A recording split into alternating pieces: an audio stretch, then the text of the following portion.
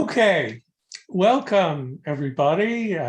I'm Jonathan Zeitlin. I'm the academic director of the Amsterdam Center for European Studies, which is hosting this event.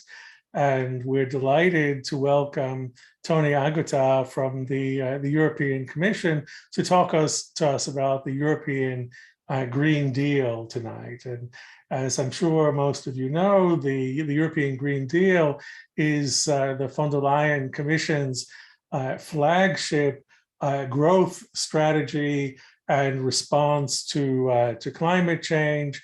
It's committed to transforming the EU into a modern, resource-efficient economy, ensuring no net emissions of greenhouse gases by 2050, decoupling economic growth from resource use, and leaving no person and place behind. And Tony, who is, I think, already known to at least some visitors to SPOW 25, is the perfect person to talk to us about that. He is currently the senior diplomatic advisor to Frans Timmermans, the executive vice president of the European Commission, who's responsible for the European Green Deal. He's a long-standing Dutch diplomat. He's been deputy director of the Division of European Integration in the Dutch Foreign Ministry. He's worked in the permanent representation of the Netherlands in the EU. He's had a variety of ambassadorial and official posts. Deputy ambassador. I'm promoting you. No, I can hear, but you can stop. It's okay. Turkey. At any rate,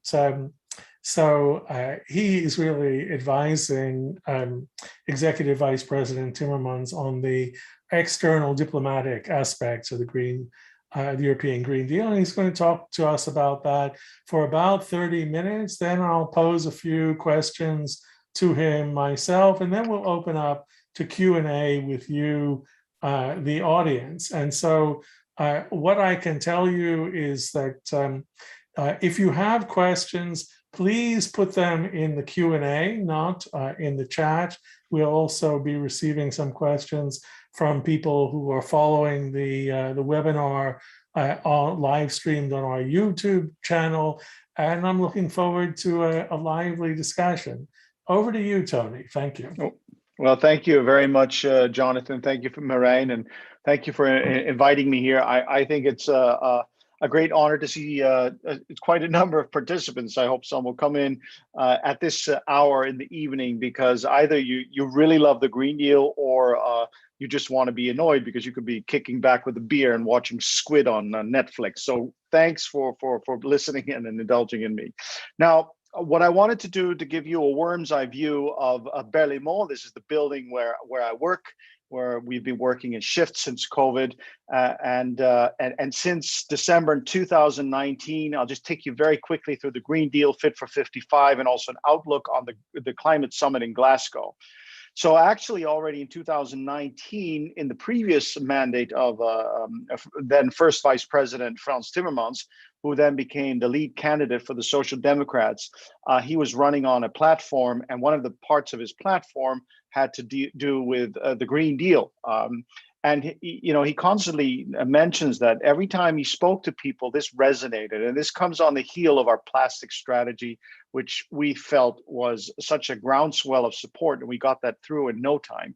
And so that resonated. And then you had that momentous summer where President von der Leyen was chosen by the European Council.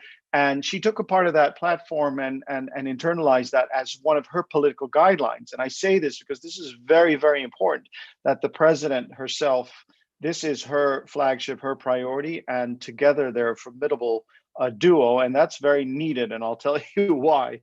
So before the parliament actually agreed to this new College of Commissioners in the fall of 2019, we were already working frantically behind the scenes to draw up the European Green Deal.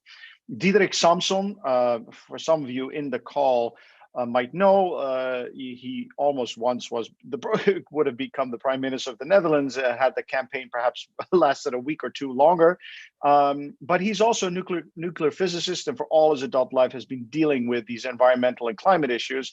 And he kind of drew out a comprehensive plan, the Green Deal. So once we were approved in December 2019, we bolted out of the stables.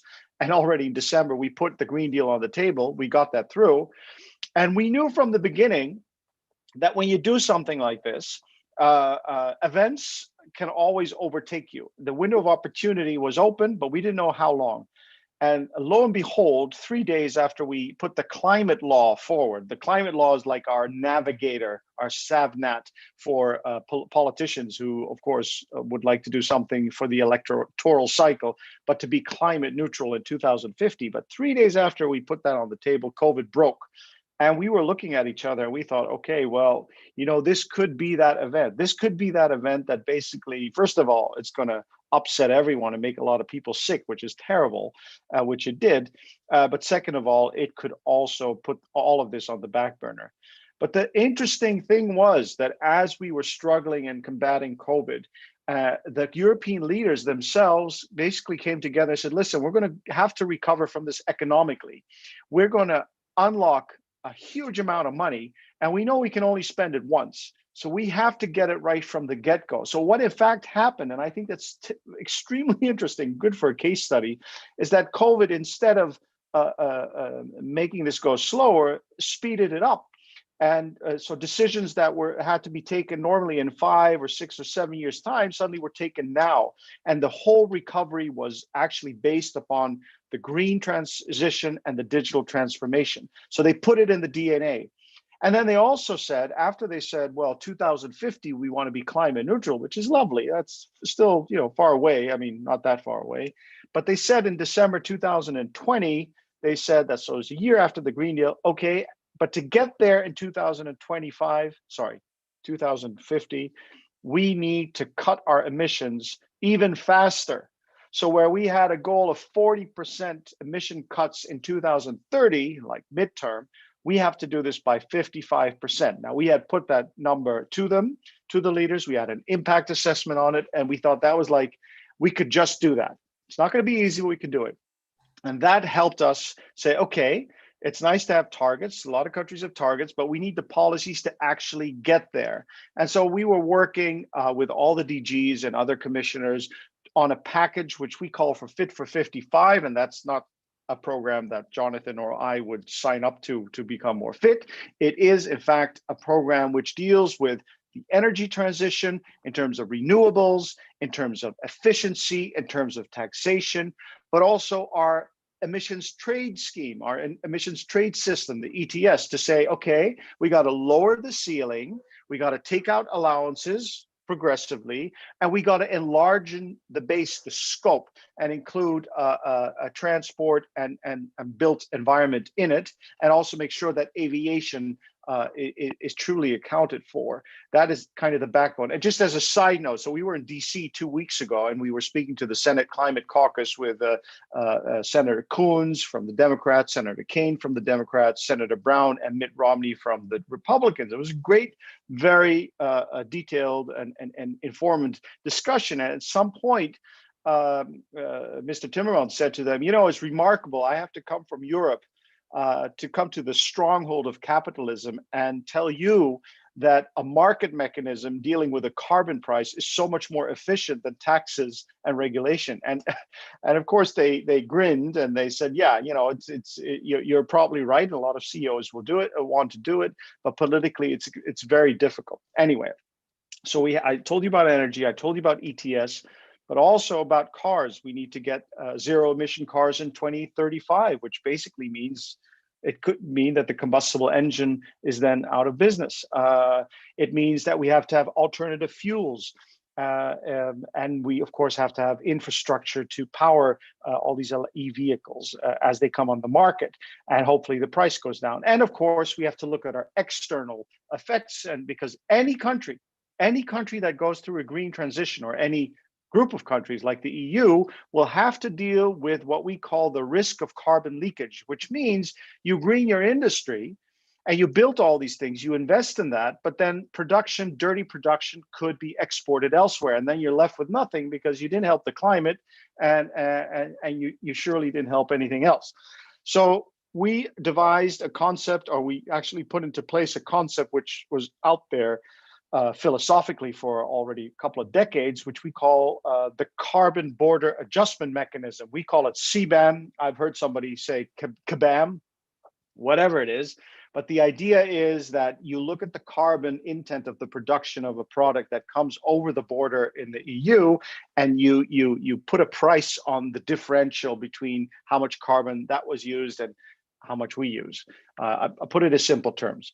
Now, that of course upsets some countries. They're a bit worried about this. We said, listen, first of all, this has to be adopted by Parliament and member states. It will only come online 2023. And you know what? We're going to do a pilot for 2 years where we're not going to exact any tariffs and money, but we're going to look and listen and learn to see what's going on. And then so somewhere 2025, 2026, we'll start doing this. And the scope at the moment is aluminium, electricity, fertilizer, iron, steel. I think I meant cement. So that was the Fit for 55.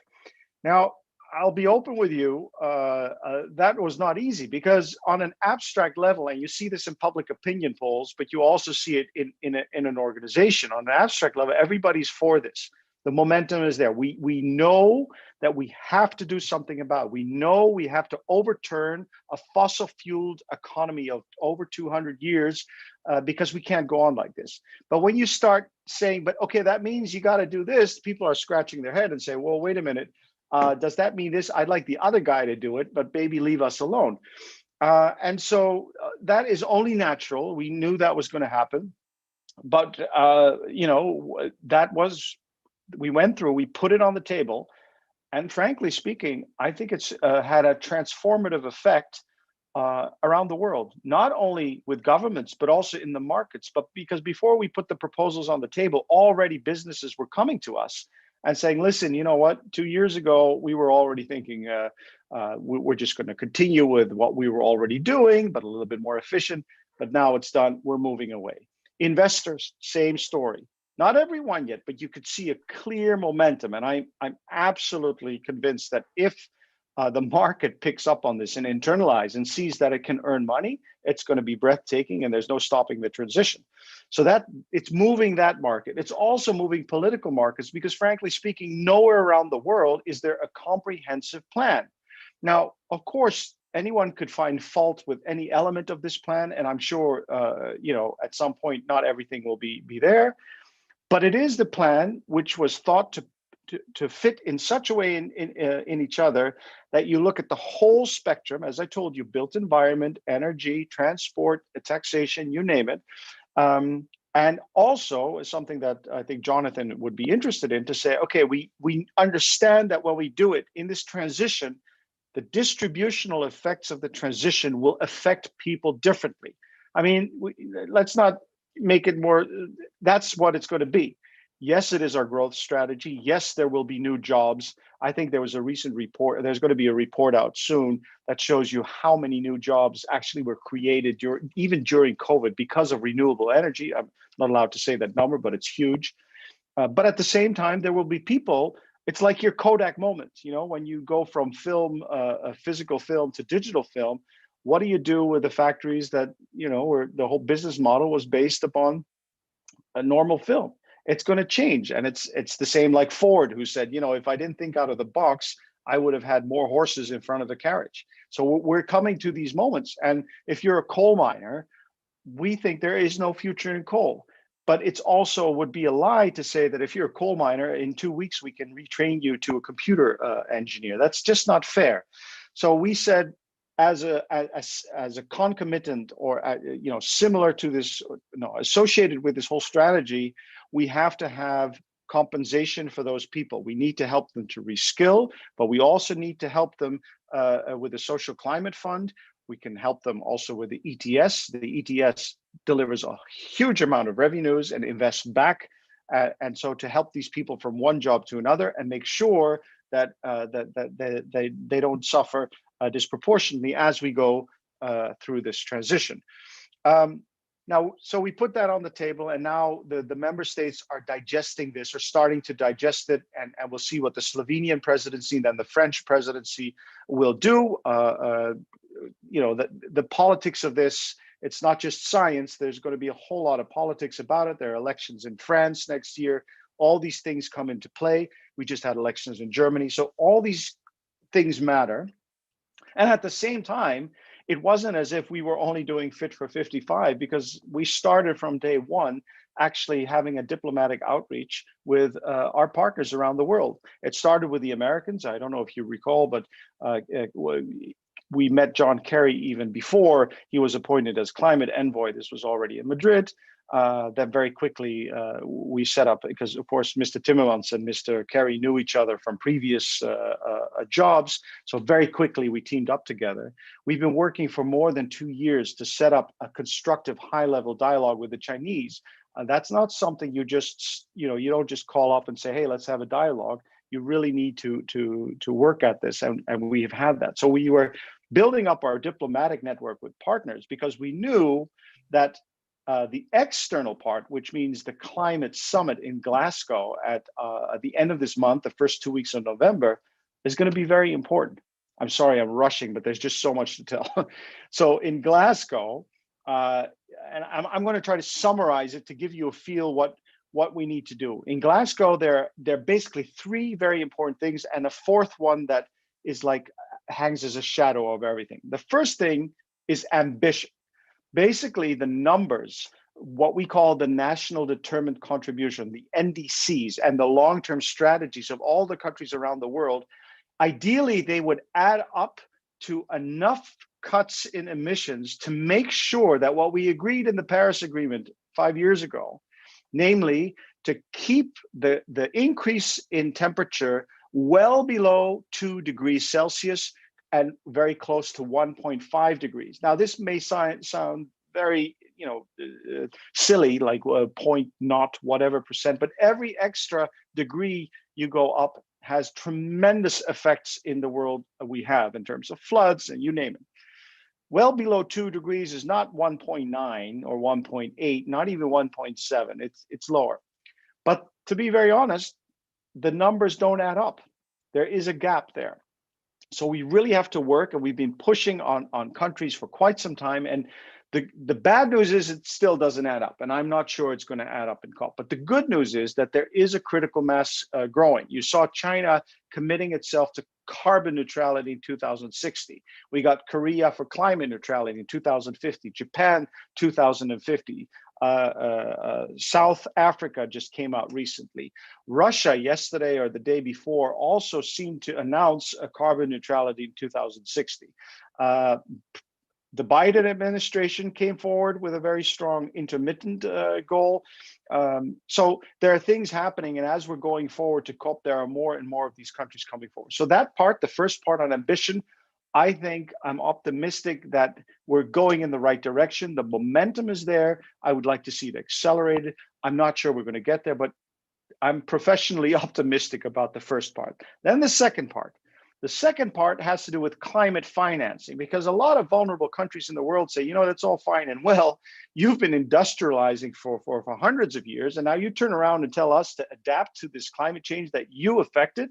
So a number of years ago, the developed world, the G20 is, I think, basically covers it, not entirely, promised them, say, okay, we're going to put annually until 2024, if I'm correct, $100 billion on the table, so you can mitigate, you mitigate, make sure that you cut and also adapt.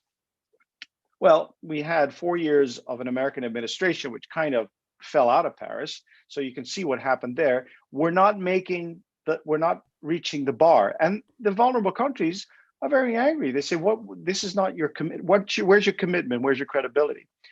Now, when it comes to the European Union, of course, I would say it, but I think the facts back me up. We have paid and are paying our fair share and some. So what we did was, if nobody, I'm sure nobody followed it here, but at the State of the Union a month ago in September, no, early September, the President von der Leyen came forward. She says, okay, we're already doing a lot, but we're going to put another 4 billion on the table. And we're clearly reaching out to other partners, especially the US, to do their part. And Biden came forward at the United Nations General Assembly to say, we're going to double the amount that we pay, and we're still calculating what that is, but that was a significant step, a very important signal. And so that's the climate financing, and there are other states that are going to chip in.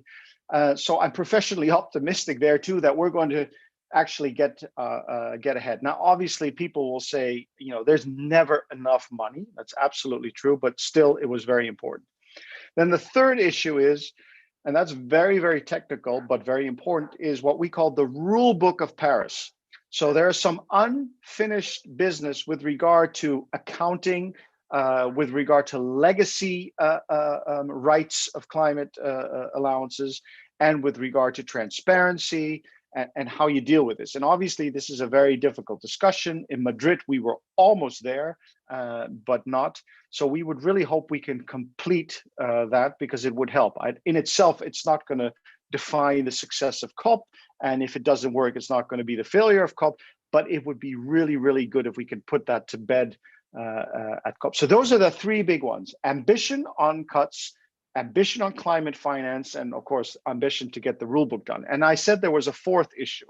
And the fourth issue is, of course, vaccines, because I guess most people in the call are probably doubly vaccinated if they wanted to.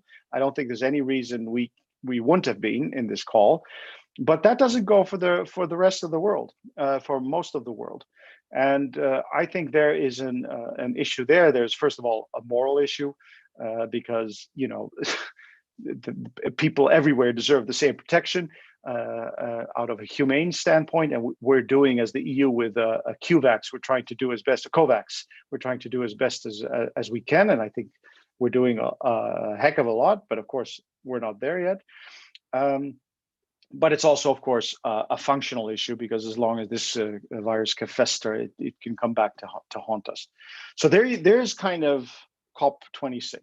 Now, meanwhile, we're calling left, right, and center, and I say we, but it's, of course, Executive Vice President Timmermans, but it's also the President von der Leyen, it's other commissioners. We, on working level, are having our consultations with different groups of countries, trying to everyone to push that way. And for instance, working very closely with Alok Sharma, the UK, and that's, I say that's interesting, because we've managed to compartmentalize and say, listen, we know there are disagreements with regard to Brexit. We'll leave that to those who deal with that. But your success at COP as a UK is our success. It's basically everyone's success. So we'll do everything we can to help them succeed. So let me see, how long have I spoken, Jonathan? Because I don't want to try people's patience too long. Then 20, 25 minutes. So maybe like, I think this is a good stop, and then okay. You can. All right, very good. Thanks, Tony. It's very nice to hear the view from the inside, and you've given us a real tour d'horizon of the crucial issues about the Green Deal, Fit for 55, but also COP26 and climate diplomacy. So let me ask participants to start putting your questions into the Q&A. I already have one, which I'll take up in a moment, but as Tony and I agreed, I'm going to ask him three questions first. One of them actually dovetails with the question which is in the Q&A. So, Tony, you already started to talk about the distributional aspects of the green transition, Fit for 55, and those have a double form there, which is captured by your no people and no places left behind. So there are individuals and households within countries, and there are places within, but also between member states. So you talked a little bit about some of the ideas or proposals of the von der Leyen Commission to address the problem of impact on people's livelihoods, for example, of green transition. But we think politically, for example, about the yellow vests movement in France. I mean, what is the risk that the European Green Deal will be the next target of a kind of European yellow vest movement? And we're seeing the emissions trading system being extended to cover transport and housing. We're seeing a big spike in gas prices, which of course is not to do with the Green Deal as such, but is very much on people's minds. Insofar as some of these measures are in the hands of the member states, how can the Commission and the EU institutions ensure these distributional questions are addressed? And let me then, actually, I'll give that to you, and then I'll follow up with the inter-member state aspect, which is what is the question in the Q&A. Yeah, that's a huge question, but it's a very pertinent question, I think. Well, before I answer that, I think it's also important to establish the premise of this discussion, which very often is forgotten because people talk about the costs of transition. Oh, these costs of transition, isn't that a lot of money that you're investing? And the premise of that remark often is, if we keep doing today what we did yesterday, tomorrow will be the same.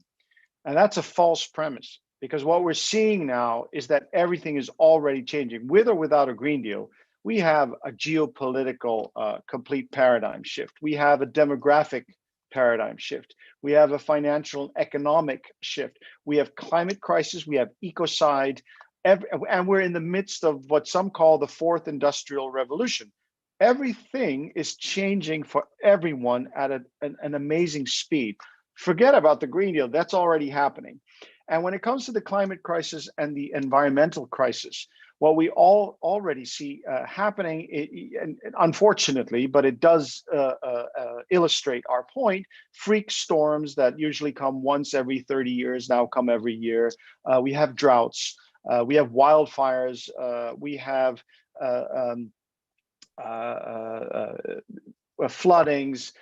All of this is happening, and I remember 2 or 3 weeks ago we had a first high-level dialogue with the Turkish delegation, a minister for environment, and he also clearly said, each one of these events, wildfires and floodings, they cost me $1 billion so and so. And the citizens, so the costs, and that's where I want to get to, the costs of non-action, we think, are so high that it's almost very difficult. And I say this because that's the juxtaposition. So if we let things run rampant, and if we get over tipping points, because we're not there yet, we think we can still do it. But at some point, if we go on and we go over tipping points, the costs will be tremendous. And of course, who will suffer? It will be the poor, probably not you and I, because we have enough means to get to places where it's okay, but a lot of the poor will suffer. So the first thing is this whole transition is especially in the interest of those most vulnerable. Now coming to the just transition. So as I said, we did an impact assessment on minus 55% cuts of emissions in 2030, and it was clear there will be distributional effects. So what we did was, okay, we're not going to do everything under ETS. We cannot have ETS, which is our most successful decarbonized machine, let's put it that way, because I think since its inception, what is it, 15, 16 years ago, if I'm correct, the industry and the power industry that was underneath the cut its carbon by 42.6%. Now that's a success. So it's really the backbone, but we cannot do everything there. So we also said we have to tell national governments to increase their standards when it comes to waste and products, you name it. So all these things are put together. And then when it comes to these inter-member state issue, we had very clearly, we looked at where are their starting positions, what is their GDP, there are a whole number of indicators, and we kind of tailored the ambition that these countries need to have, but also the support that we're going to give these countries, for instance, in the recovery, but also in the social climate fund. And there are a number of funds. It's not just one thing. So we really try to look at that. And of course, we will have to negotiate with the member states about it. And of course, when you negotiate, everyone is trying to get a little bit more and do a little bit less. That's in the nature of things. But we really did our best to make sure that this is a solidarity based thing. And my boss, Mr. Timmermans, will always say, this is a just transition, or there just will be no transition, because it's very much on our radar. Then to your question, what is the risk about the yellow vests? Now, if you do an analysis of what happened with the yellow vest, it's not so straightforward. There was more going on, but I grant your point. As everything, whether if you can get people to think that their freedom of wearing a mask is being infringed, you can get, or that they have chips in their arms through vaccinations, you can, of course, you could, as I wasn't it Barnum from Barnum and Bailey who once said, you can fool some people all of the time. You can fool all people some of the time, but you cannot fool all people all of the time. But in that some of the time, and some people you can fool, of course, there's a risk there. And you mentioned the energy prices, and you were right to say this has nothing to do with the green transition. On the contrary, if we would have started with what we're doing now 10 years before, we would not be in this position of dependence. Because let's be very open, this has to do, especially with gas reserves, with the contracts that are being fulfilled and not 1 cubic millimeter more. When it comes to the ETS, that's probably 1/5 of the price. But you're right. Is there risk? Of course, there's. In politics, nothing is, as Kennedy said, we don't do easy. We do it. This is the hard thing, and we think it has to be done. So far, there's support by the governments, but it is important that we get other countries to make the same transition in their interest, but also in our interest. Thanks, Tony. It's a very, very full answer. So I'm going to take the first question from the Q&A, which is related to this. It's from someone called Dora Hegadush. And she asks, she says, the Visegrad 4 became the enfant terrible of the EU during the migration crisis. Could the same scenario unfold when it comes to climate change management? Poland, Czech Republic, and Hungary are all fossil fuel and nuclear energy reliant. Are these countries united on this front, or are all internal divisions more prevalent? And she mentions the Turo mine case, which I guess is a Polish case. But Polish-Czech, yeah. Yeah, obviously, these are the countries who are most dependent on fossil fuels, and in that sense, most resistant, but also most demanding in terms of support, financial support from the EU. What can you say about the politics of that? Well, every member state has a different starting position, has different negotiating position. And as I just tried to explain, we really took into account the different starting positions of these countries. Like, it's France, which depends for 70-80% on nuclear energy, and Poland for 80% on coal or fossil. There's a different starting position, and we have taken that into account, as we should. But I think if you speak to them, all of these Visegrad, there are very smart people there. Let's not be fooled. They're very smart people who also know the numbers and also know the signs on the wall. So I think in Poland, they mine coal, but they buy Russian coal because that's cheaper than Polish coal. They too know that this is not a viable business model, and they need to get out of it. But obviously, and I think we should have understanding for that's not necessarily easy, and you have to go through a difficult transition, maybe through gas. I mean, obviously, we don't necessarily want to stick it with gas, but it's going to be a transition fossil fuel for some time to come. It's better than coal. I mean, coal is really, really the devil, if I could put it like that. When it comes to nuclear, as we said all the time, and my boss always likes to say, we're technologically neutral, and member states are sovereign in their energy mix choices. And nuclear is emission free. And the problem often with nuclear energy is that the business case is just not, doesn't add up. It's extremely expensive. It has a long lead time before you get electricity from it. And of course, there's a hazard there, as we saw in Fukushima. However, maybe the fourth generation of nuclear, these small modular nuclear systems could help. They're smaller, there are less risks, and of course they're emission free. So I mean, this will all be part of it. Will there be a coalition against?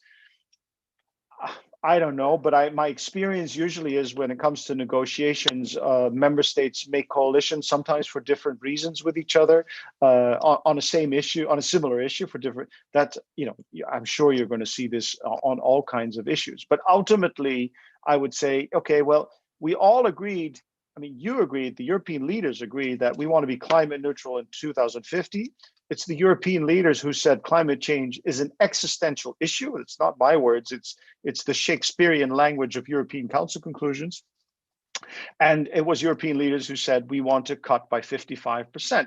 So one way or the other, you have to do it. So if anyone doesn't like what we put on the table, fair enough, come with a proposal that delivers the same, is as social and fair as the same, and let's talk. I mean, that's how we approach this. It's not that we have the monopoly on wisdom. Yeah, great, Tony. You also answered a question that's popping up 3 times in the Q&A. I did see it. Well, people are asking about what's the place of nuclear energy in the Green Deal? What's the position of the Commission? You just said, okay, we're neutral. You see some possibilities for the new generation of mini reactors. There are of course risks and dangers. There are questions of cost effectiveness. You didn't mention disposal of nuclear waste. No, that's what I mean. Yeah. No, but my point, I think what Ms. Timmermans always says, you know, let's not be religious about it. And what you sometimes see is that people are religious against, and in my country, you see that some people are religious for. One second, I need to sneeze. You will notice I did it in my elbow, but it's not corona, it's allergy for the dog. Yeah. No, it's interesting. I see also in the United States that on the left there is a new discussion. For example, in the latest issue of the Boston Review about whether the left should rethink its attitude towards nuclear power. It's a challenging question. So I have a question now from my colleague Ans Kolk, who's a professor of international business here at the University of Amsterdam, also works on energy and climate issues, and is a member of the ACES governing board. She says, how do you deal with those industries that will need to drastically change as a result of the Green Deal, and or individual firms that are most prominent in these sectors? You talked about the need to retrain people and to create new opportunities for people working in those industries. So what about the industries themselves, firms? Well, for instance, if you go to South Africa, where Eskom is struggling heavily, very much indebted, coal, you know, we're talking with other partners, for instance, how we can infuse money, how we can get banks to invest, and how we can come up together with the South African government and Eskom with a plan, for instance. I mean, it's just an example of how do you deal with an industry? Well, by helping them make that transition away from coal. How do you deal with industries? Well, we're trying in G20 and in G7 context to agree to stop immediately with investing in we call it overseas coal-fired power plants. We deal with countries to say not only stop investing, but to start peaking your own coal and phasing out as quickly as possible. So we really try to push them. So that's our externally, and of course we try to do that internally through the Green Deal by giving them incentives. to move away. And part of the incentive is market-based. So for instance, when it comes to renewables, I always think it's quite interesting that the price of renewable energy has dropped tremendously and has become very, very competitive. So I think there's also, not everything is, not all mana comes from the public sphere. There's also a market dynamic, but obviously with the incentives we give and the context we sketch, we hope that the dynamic takes off. Of course, we are also very much in dialogue with this industry. I mean, the countless talks we've had with, when it comes to the car industry, I think is a great example. 2 years ago, they would come to you, and I think I alluded to that before, and they would say, we have the best combustible engine ever. And now they said, we're done, we're going electric. But our problem is, and then it's the just transition, how do we deal with all those people who are skilled in those, hundreds and hundreds of parts? So that's an issue. But that industry has picked it up. I thought BlackRock, with its letter, when was it, saying, all our investments have to go sustainable. These things are tremendously important. So it's not just, there's not one silver bullet. It's a comprehensive package. It's about the public sphere giving the regulatory security or certainty that investors are seeking, because I think there's enough money around, to be honest. I think the question is, are they willing to invest if it's unclear where the policy is heading? But once they have that idea that this is serious, they want to earn money, and that's the place to be. Right. So we're getting. I need to find a little tissue, but go on. I'm listening. Yeah. So there are lots of interesting questions coming in from the audience, and I'll take you in some different directions. If you say interesting, that sounds already daunting. No, some of them are very open. Some of them are, interesting in the critical sense. All right. Well, first I'll actually give you one of those. So this is from an academic colleague, Sandrino Smates from Radboud University, Nijmegen. Oh, hi! I know Sandrino. And he says, you put a lot of ownership with the European Council, but wouldn't you say this is more a case of the Commission picking up the ball and starting to run with it far ahead of the leaders of the governmental leaders, member states? Well, yeah. Do you think that's true? Would you agree to that? No, I think as I tried to explain in my introduction, is the only reason we can do this is because the leaders said we want to have climate neutrality in 2050, and because the leaders agreed to minus 55% in 2030. Because as they pushed that button, that gave us the mandate to come up with this plan. Now, at the same time, I think we have pushed the envelope. I really think that we did as much as we could. And of course, there were people say it's never enough, but I think we did as much as we could. But, in real life, these things are never, it's never A leads to B. It's a political environment, as I said before, where a reflection of what you can do has to do with what's happening on the ground. And Mr. Timmermans will often say, without Friday for Future marches by the young, we wouldn't have had the Green Deal. And he means that seriously. Young children educating their parents, and I see it at home, opening their eyes to things that we took for granted and never even thought a second about, like straws, or it may all seem funny and simple, but you don't operate in a vacuum. So the only reason the Commission, I think, could come forward was there's a public groundswell of support. If you look at all the opinion polls when it comes to climate on an abstract level, they said, 93% said you got to do something about it.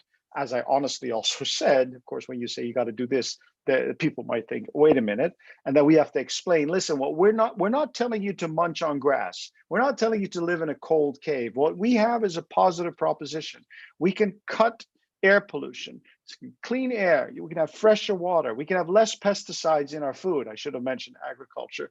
We can create incentives for clean e-transport with more public transport. We can make plant 3 billion trees. We can get your inner cities to have more green trees, which means they're cooler in the summer and they're more pleasant. So this is a positive proposition. The thing is, change is always difficult, and this will be no less.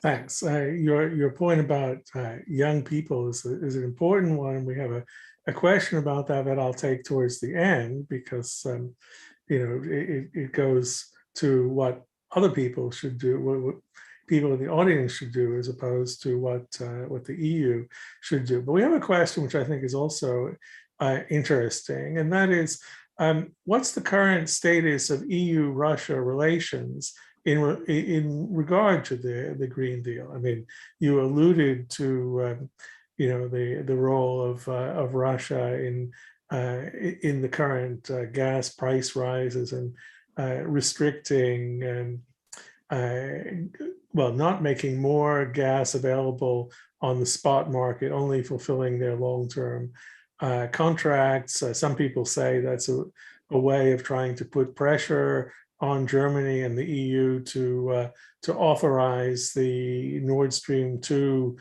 pipeline on favorable terms. But is Russia basically a problem, or is it also in some respects a possible partner? Russia is our neighbor. It's very simple, and it will always be our neighbor. And so we have to find a modus operandi, modus vivendi with it. And there are many things we disagree upon with Russia, but we are going to engage them, and we've already engaged them on climate, because the first thing a Russian diplomat will say when they did, is that they are very, very acutely aware of the problem of climate change. If you look at the thawing of the permafrost, which means they have cities that are sinking in the north, their whole infrastructure, energy infrastructure is there at risk. And they see, of course, around them that China is changing. We think China's changed, less coal, but China is changing. They see the markets changing. So they are acutely aware. So we need to have that conversation with them, just like we have a conversation with the Saudis, with the Chinese, with the Turks. Diplomacy, you don't only speak to people who always simply just agree with you. As a matter of fact, you have to speak to the people that don't necessarily agree with you, and especially Russians. As I said, we are neighbors. They depend on us, and we depend on them. And so let's see what the future brings. I think our argument to them is, this is in your interest. And I think Russian business will see this. I think President Putin yesterday came out with an announcement which, in its intent is rather significant, but we're not there yet. Thanks. You might be interested to know that question came from Irene Marinova, who is a PhD candidate at Colorado State University in the US. So we are reaching oh my gosh, Atlantic, if not a global audience. Then there's an interesting question. How have NGOs responded to the Green Deal so far? Of course, NGOs are, covers a broad territory, but yes. I'd be interested in your reflection. Yeah, I think so. NGOs are tremendously important because they put pressure on. They have a lot of pressure points, and they use them, and that's good because they keep people focused. So I think if you would have to ask them, I cannot speak for them. I think if you ask them, they probably think, well, some things are not enough. You should have cut 60 or 65% in 2030. If you ask Greta Thunberg, she will probably say it's not enough. And I respect that. I think that's legitimate. That's their role. We all have our different roles. What we try to do is to put a package on the table, which we think is a comprehensive one, which keeps the social aspect there, which makes the transition, is our growth strategy. And that's something that member states ultimately with Parliament can agree to. And the future will tell whether we were right. Okay, so we have another question from someone called Deirdre, who asks, is there a possibility that the EU's Green Deal may be the precursor of a global Green New Deal? And how desirable would this be from an EU perspective? Well, in the race to net zero, you know, we all win. You know, it's not a competition in the sense. So yes, it's very desirable. I think it's desirable from an economic point of view. I think it's desirable from a climate point of view. Let me take a sip. I'm dry. I've been talking too much, Jonathan. Well, and no, I think it's. I mean, that's the whole point. Also, because everyone then kind of legitimizes this shift. So absolutely, I think, you know, we alone cannot solve the world problem, but I think what we've done and what we've done is actually, and we haven't done this often, and many don't do it, is we don't wait for others. We chose, the European leaders decided this time we're not waiting for others, we're taking a step forward. And in fact, it works to a certain extent that it's moving stuff. I mean, sorry, I've been trying to sell this to you like the greatest thing since sliced bread, but honestly, many things can go wrong, and I'm sure we'll make mistakes along the way, but I sell it like this because I truly believe, also for my 4 children, that we cannot let things fester like this. So, you know, that's why I push it, and that's why I hope that others jump aboard, because again, there is no free ridership in this. The only free ride in the race to net zero, unfortunately, is over the cliff, but then for all of us. That's the sad part. And I don't want to go in project fear, but I mean, we think it's a fact.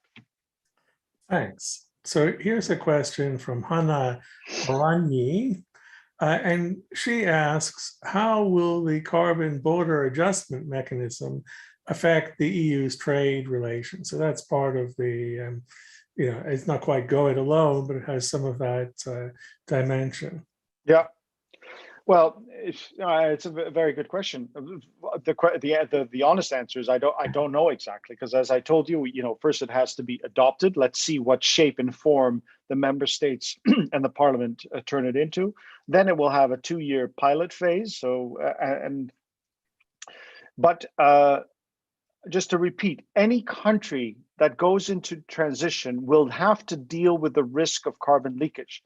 And it's interesting to see that the US, who initially also was, we don't like the carbon border adjustment, then turned, well, we have questions. And then they suddenly came, at least the Senate Democrats came with their own plan, because they realized that as they will transition, they will have to deal with the same issue. So if many, you know, if many partners around the world would fulfill the Paris commitments, there's no need for a carbon border adjustment, or it won't really do anything. I think this is to make sure that you don't export a dirty production. I mean that. So will it affect trade relations? I'm sure it will, and we'll do this. It's not punitive, it's not protectionist, but it is a climate instrument that reflects our green transition. I mean, you cannot say we're going through a transition but we're going to do the same old, same old. So maybe this is an opportune moment. I knew you would come. Yeah, to bring up, an issue that we've been talking about privately, and that is, and there's a question sort of loosely related to it in the Q&A, and that is EU external action against deforestation. Of course, we know deforestation is a very important contributor to climate change. The Commission is about to come forward with some very ambitious and I would say in many respects very exciting proposals for a due diligence regulation against importation of or addressing importation of forest risk commodities. So maybe you can tell us a little bit about what the Commission is thinking. And also, I would just ask the question, how do you see, or how does the Commission see the role of partner countries in that process? So, to date, the EU has been a pioneer in the transnational fight against illegal logging and to improve forest governance. And it's done that through a combination of demand and supply side mechanisms. So the EU timber regulation, which prohibits importing wood that's been illegally logged in its place of origin to the EU. That's something that this new proposal, as I understand it, will build on, but also voluntary partnership agreements with developing countries. And I do understand that it's proposed to abrogate or phase out those legally binding partnerships and trade agreements. So maybe you can say something about how you see the balance between the EU striking out on its own towards sustainability, towards fighting deforestation, but also working with partner countries and NGOs on the ground to make that effective. Yeah. You should tell the people that are listening that you're quoting from a version you said you had, which was leaked, which makes my life difficult because as we're speaking, obviously we're still internally at the process, what we call the inter-service consultation, which means all the directorates general and their services are looking at what we put into the system. And once that comes out, we will have a special chefs with people like myself. I will try, of course, to salvage as much as I can from the proposal, and then it goes to the HEPTO and to the commissioners, and then we deliver this. Yes, maybe I should start with, I think the whole concept of trade and international trade has undergone somewhat of an evolution.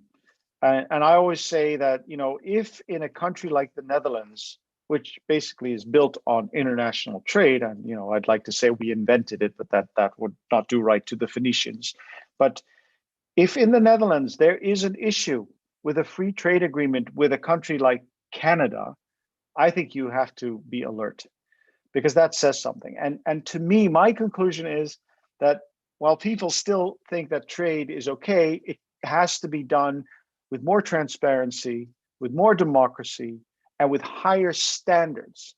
And I think that that is what people demand. So the people and the public are more part of this. It's not enough to say, well, we have the competence, so don't bother us. That's not going to cut it anymore. So as we do the Green Deal, which as I think and said before, is based upon a public support that we change our ways, the same goes for the way we do business abroad. So we don't like the idea of buying clothes that we know has child labor in it.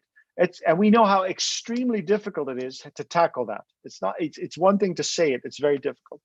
And I think if you ask people, do you think, considering that you know there's an ecocide going on and the Amazon is burning down, do you think it's good to buy stuff, you know, to enjoy your chocolates, your coffee, and your palm oil and your peanut butter, while you know that they have to cut swaths of forest in the world? Do you think that's okay? And I think a lot of people say, no, I don't think that's okay.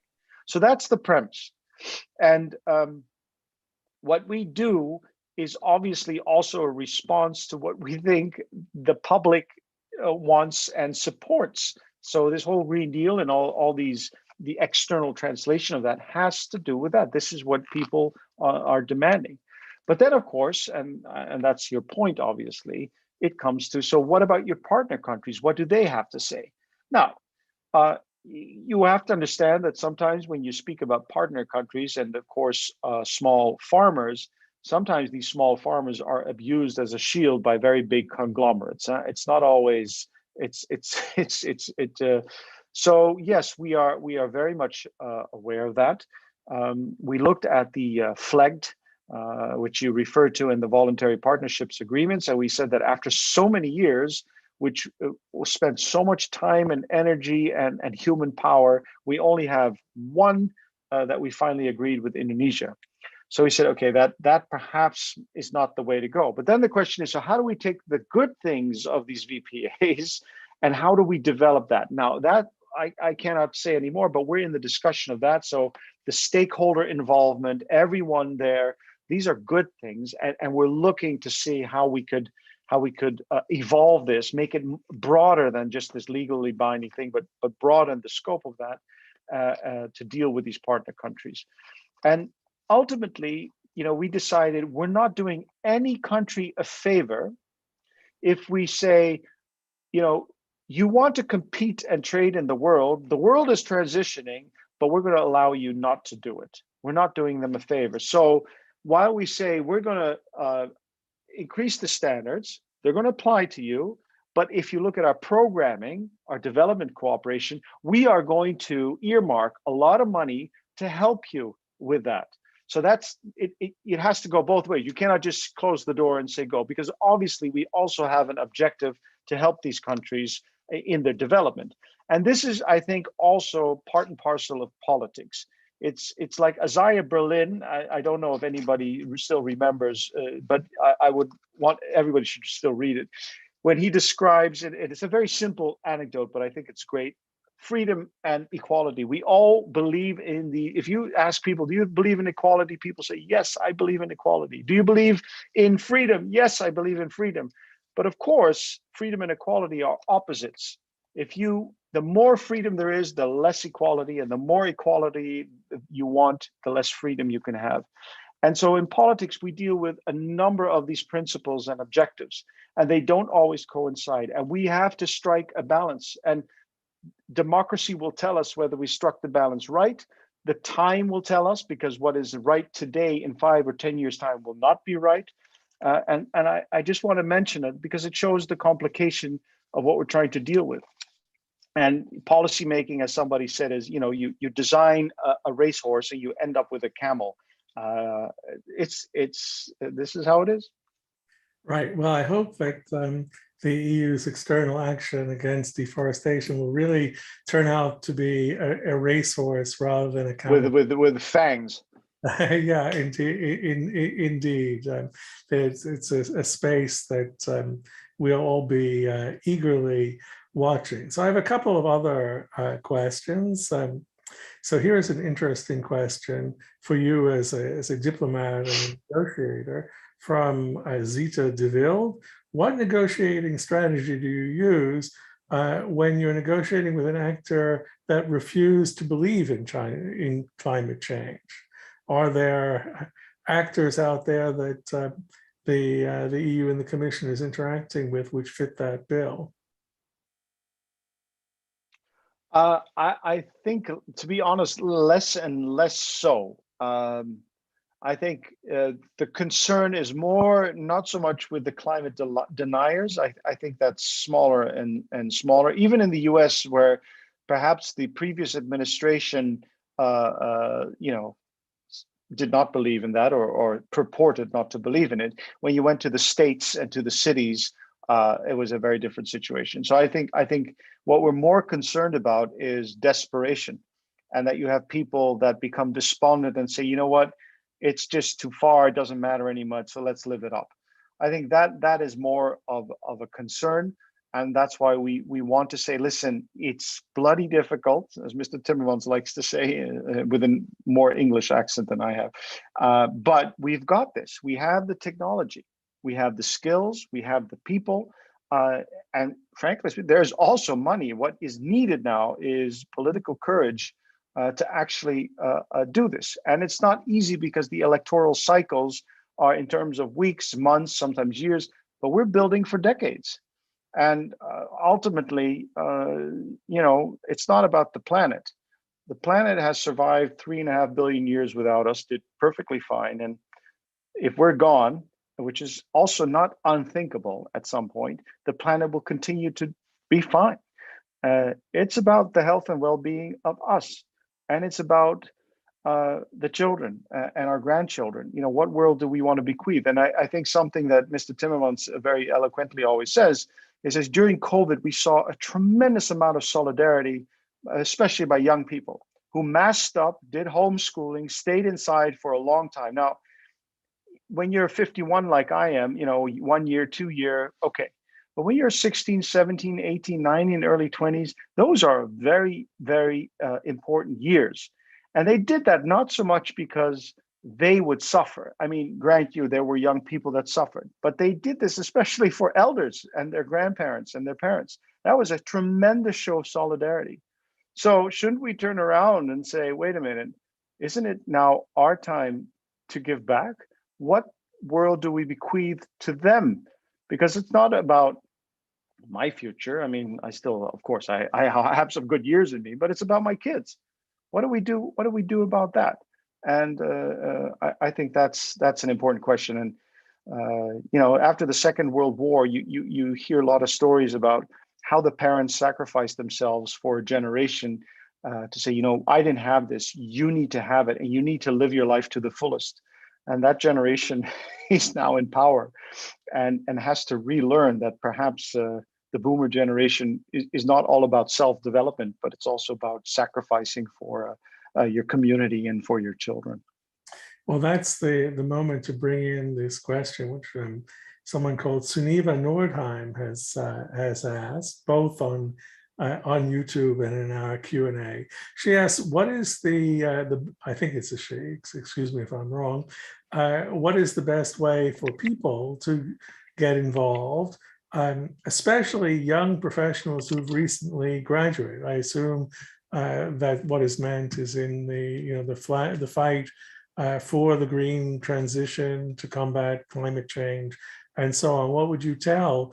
There are many of our listeners are in fact students at the UvA and perhaps elsewhere. What would you tell them? I mean, you mentioned great Tunim, but what would you tell? Well, I mean, what Greta Thunberg has done is of course extremely impressive, and I don't think we should all aspire to that. I mean, that's great. I think it starts with every little thing one does, every little change in one's life, because it becomes change with other people as well. So it starts there. We have a climate pact. I'm happy to send you the link. And that was set up deliberately with the idea anyone who wants to do anything can sign up and see how he or she or they can be a part of this larger movement to do something. But I really think that I would hope people don't think either I do something revolutionary or I don't do anything. It's the little things that count. And it's the positive energy to bring this forward. I think that's what keeps this going. Thank you. That's an inspiring message. So I've got one last question for you. I don't see more questions in the chat. So unless there are other questions, then we can wind up with this one. So this is really about not individuals, but governments or countries, not only talking the talk, but walking the walk. And I raised this with you earlier about the Netherlands. So I think, public opinion in the Netherlands does take climate change very, very seriously. The Dutch government in the EU has been an important voice fighting for more ambitious climate change policy. The 55 target is something that the Dutch government supported. And yet, if we look at the implementation of policies on renewables, on reduction of greenhouse gas emissions, on let's say biodiversity, nitrogen emissions in Natura 2000 areas, that improvements in water quality, air quality, and all these kind of environmental issues, we find actually, if you look at league tables in Europe, the Netherlands is a laggard. And recently, we've needed courts to step in, like in the Urgenda case, or also, on the on the nitrogen issue. How do you see this kind of disjunction between green ambition and, shall we say, brown practice? And what does that say more generally about the challenge of actually getting member states to fulfill their commitments under the European Green Deal? Yeah. Well, first I want to say, I love my country and I'm very proud of its ingenuity, its engineering. And I know that the Netherlands, in terms of implementation and getting there, is somewhat behind a couple of years. At the same time, it does have its climate agreement. And you may recall the Klimaatakkoord that Diederik Samson, don't remember the name, was a very important author of that climate agreement. And it's something that was replicated with the Green Deal. So in some aspects, the Netherlands is far ahead in having mapped out what it has to do. But when it has to do it, obviously, a country that has been so successful over decades when it comes to its gas, which then, of course, helped its agriculture. When it comes to everything we do with husbandry of animals, if you have to change that system, that's not easy. And I think we should have some understanding for it. I think we have to change. And I think the Dutch understand this. And also let's, because when you go on Twitter, that's not the Netherlands. I'm not saying you said that, but that's, sometimes in this Twitter sphere and with newspapers, this kind of escalates. But I think there's an overall understanding that, okay, we got to change. And when we change, I think the Netherlands can have a lot of competitiveness going for them, simply because, we just have a lot to offer. But we have to get there. And I think the new government, as soon as it forms, of course, we hope it forms more quickly than it, as quickly as possible. Let's put it that way. We also hope, obviously, that the 5.6 billion euro that is ready there on the shelf to be used as recovery money to invest in new programs, whether it's hydrogen or whether it's other innovative green transition issues. So I think the proof in the pudding is to see what the new government program is. I have a feeling that they are very acutely aware of what they have to do, and they want to do it. But for them too, it's not going to be easy. So I'm less black and white, or brown, as you say, with regard to the Netherlands. Well, yeah, I mean, I fully agree that in terms of ambition and public sentiment, at least in the majority of the population, that's the case. And it may be that now the Netherlands is ready to move forward. I do actually, we've had a few more questions, and since we have 15 minutes more, I'll pose them to you. One, well, actually, I'll save there's a question from our mutual friend Jean-Pierre Kempenaer, so I'll save that for. Is he in on the call?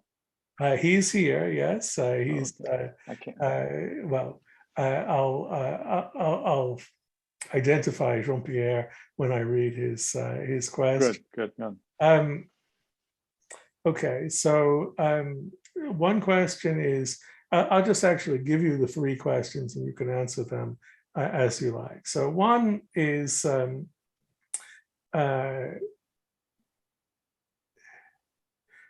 one question is about zero emission targets for cars.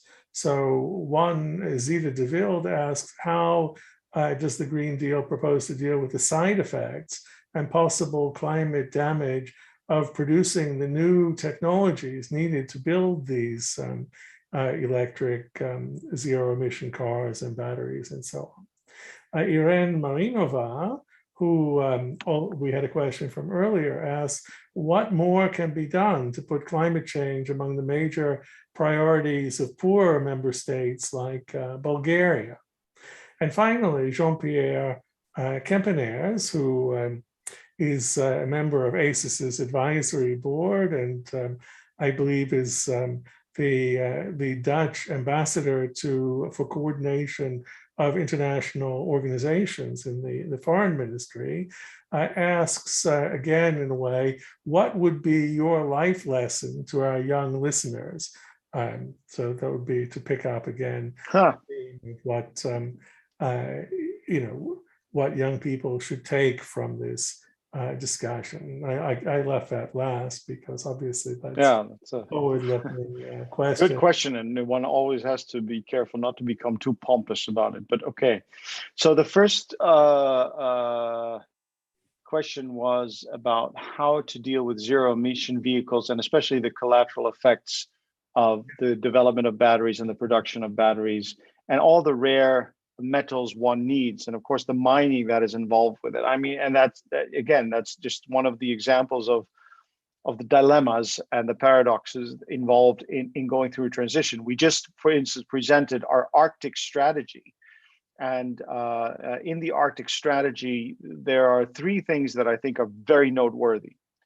Two of them I love. The third one is, the first one is we say we are going to work towards a multilateral legal obligation to keep fossil fuels in the ground, because we know if we burn up everything that we already know is there, we're definitely going to go over the tipping point. It's the carbon logic.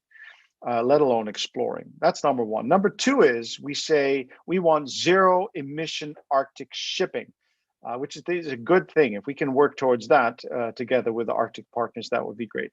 The third thing is, of course, the Arctic is housing a lot of rare metals. So while we want to keep the fossil fuels in the ground, we need those rare minerals, those rare metals to make the transition. So when we do that, we have to do it in such a way, especially with the Arctic, when it comes to black carbon with the albedo effect. Let's not go into there, but we have to do it in such a way that it's sustainable. We have to do it in such a way that it is circular. We didn't speak about that this evening, and thereby making sure that whatever we do, we minimize the damage we have. But we need that development. And the circular economy is, of course, once that really gets off the ground and you get zero pollution, and you have a whole different philosophy of how you produce stuff. This could be part of the answer. I'm not going to say magically, there won't be any damage. We have to limit it, but we have to get through that phase. We have to get through that transition. So that's on the zero emission vehicles. There was another question that I forgot before we come to the hubris question. Well, this was the the problem of making climate change rise in the priorities of the poor member states like Bulgaria. Like Bulgaria, you said. I think ultimately, we with all of these things, we should be humble enough that it doesn't drop from the brain of Zeus being in Berlaymont. Ultimately, it is the people and democracies who demand from their governments action. So I like to quote a number that in the EU, according to the OECD, annually 400,000 people per year die prematurely because of air pollution. And I'm not talking about little children and babies suffering from asthma. 400,000, I think that's a lot of people. I don't think that's normal, but somehow we've internalized that that's the price to pay for our diesels. If inner cities are choking up, like there are in China, like there are in some Russian cities in Ukraine or in Turkey, citizens will demand action. Once they see what this what is wrought upon them. So that's where it starts. If crops start failing because we don't have pollinators, farmers will say, hey, what the heck? I mean, we can't live like this. So ultimately, as I'm a proponent of democracy, I believe that where it ultimately has to come from. You cannot force people what to do. What you can do is offer them right information, factual information, the best science we have, and that's difficult in a fact-free or a post-fact society we are entering, but that's what we have to do. And the other thing is we have to offer people alternatives. You cannot just say, well, go ride electric when the cheapest electric car is about 50,000 euro. Not everyone can afford that. Most people can't afford that.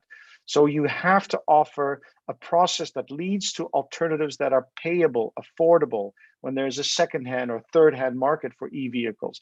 These are the kind of things that will ultimately make this transition, I think, irreversible. Because I think it's going there. The question is it going there in the right way, in fast enough, and do we make sure that no one is left behind? And then the hubris question, because if I tell my children, I have 4 kids, they're all teenagers, and they roll their eyes every time. Yeah, we heard it before, Dad. So I'm glad they can't hear me now. But I think, and Jean-Pierre Campaneers, by the way, has a great, and he never sent it to me, but he has a great line with all P's of purpose, and I can't even recall, but it's a great line. But I'll try to keep it simple. What young people should take away, I think, is that we can change this world together. We can make it better. Don't be despondent. Also, the power that they have is immense. The power you have is immense if you can organize yourself. Never underestimate the role that you can play. And I remember when I was young, I was brought up like you have to be polite, you have to be deferential to adults. I still think you have to be polite, but I think everyone has to be polite to each other. But don't take anything for granted. Don't underestimate your power, and have a positive view that you can make a change and that this world can actually be better than it is right now. And I think if that happens, and if I see it with my kids' generation, I'm very optimistic about the future. Well, that's a great note to close on, Tony. Thanks so much for being willing to take on all comers on all topics related to the European Green Deal, which is really almost everything when you come down to it. And thanks for this really informative and also inspiring talk. And I hope we'll see you again at ACES events soon. Thanks a lot. Well, I wanted to thank you, and I want to thank all those people that are logging out now for sticking with it, because it's a Thursday evening. Thank you very much. Good luck to you all. Good Bye-bye. night, everyone.